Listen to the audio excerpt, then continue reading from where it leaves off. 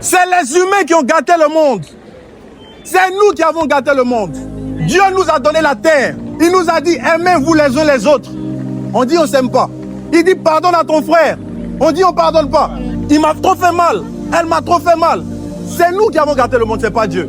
Alors prenons nos responsabilités. Aujourd'hui, on est venu te dire, mon frère, ma soeur, que Dieu existe. Certains croient en la réincarnation. C'est vraiment dommage. Pourquoi? Parce que supposons, je sors avec un pistolet, je tue tout le monde ici, bam, et puis je me tue. J'ai endeuillé des familles, j'ai endeuillé des gens, et puis je me réincarne chez les Kardashians. C'est classe. C'est classe. Quelle injustice. C'est injuste. Il y a un jugement. Pour tous les actes qu'on va poser sur la terre, il y a un jugement. Sinon, ça serait trop facile. Tu fais du mal, tu fais du mal, tu fais du mal, et tu t'attends à quoi? Tu vas récolter. Il y a des gens qui ne pourront jamais payer pour tout le mal qu'ils ont fait sur la terre. Je prends le cas d'un homme qu'on connaît tous, qui est même censuré partout. On ne peut même pas dire son nom librement. Mais aujourd'hui, à cause de l'évangile, je me permets de dire Adolf Hitler. Donc on meurt nous tous et on est dans le même coin que Adolf Hitler. Ah bon? Quelqu'un qui a mis des familles dans des chambres à gaz. Quelqu'un qui a mis des enfants dans des chambres à gaz. Il n'y a pas de justice. C'est fini. C'est pas fini. Il y a un jugement et je vais prophétiser. Je peux? La prophétie la plus claire et la plus sûre. Vous pouvez discuter sur l'existence de Dieu, mais ça c'est clair. On va tous mourir. Oui, je prophétise, on va mourir, frère.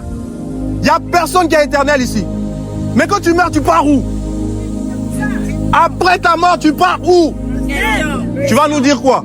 Tu sais où tu pars? Non. Nous qui sommes ici, on ne sait pas où on part. C'est pour ça qu'on décide de croire en Jésus, parce qu'il nous donne une échappatoire. Il nous donne une assurance. Il nous dit, vous êtes mauvais, mais j'ai payé vos péchés. J'ai payé le prix pour vous. Et on l'a expérimenté. On n'est pas des zinzins, hein. Chez nous en Côte d'Ivoire, quand vous voyez un jeune comme ça, des jeunes comme ça, on dit on est des chocos. Et on a décidé de donner nos vies à Jésus parce que c'est un fait. C'est réel. On ne va pas perdre notre temps ici pour quelque chose qui n'a pas de sens. On est venu vous dire que Dieu est réel. Dieu est vivant. C'est pas parce qu'il y a du mal sur la terre que Dieu n'est pas vivant. Il nous a donné la terre. C'est nous qui faisons le mal aux gens. Il a dit pardonnez. On refuse de pardonner. C'est pas de sa faute. Si tu donnes quelque chose à quelqu'un et que cette personne ne prend pas soin, c'est pas de ta faute. C'est Jésus qui a dit pardonne à ton frère. C'est Jésus qui a dit aimez-vous les uns les autres. Si vous êtes contre le message de Jésus, c'est vous êtes contre l'amour. Parce qu'il a dit dans sa parole. Le plus grand commandement, c'est aime Dieu d'abord et aime ton prochain comme toi-même. Il y a quel mal à ça, frère? Il n'y a aucun mal à ça.